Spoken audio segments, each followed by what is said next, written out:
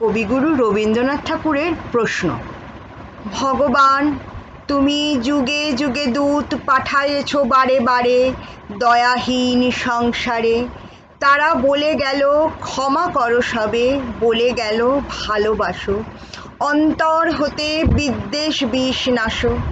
বরণীয় তারা, স্মরণীয় তারা, তবুও বাহির দ্বারে আজ দুর্দিনে ফিরানু তাদের ব্যর্থ নমস্কারে। আমি যে দেখেছি গোপন হিংসা কপট রাত্রি ছায়ে হেনেছে নিঃসহায়ে। আমি যে দেখেছি প্রতিকারহীন শক্তের অপরাধে বিচারের বাণী নীরবে নিভৃতে কাঁদে। আমি যে দেখিনু তরুণ বালক উন্মাদ হয়ে ছুটে কি যন্ত্রণায় মরেছে পাথরে নিষ্ফল মাথা কুটে। কণ্ঠ আমার রুদ্ধ আজিকে বাসি সঙ্গীত হারা অমাবস্যার কারা। লুপ্ত করেছে আমার ভুবন দুঃস্বপনের তলে।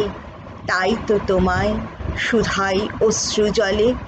যাহারা তোমার বিষাইছে বায়ু, নিভাইছে তব আলো, তুমি কি তাদের ক্ষমা করিয়াছ? তুমি কি বেসেছ ভালো?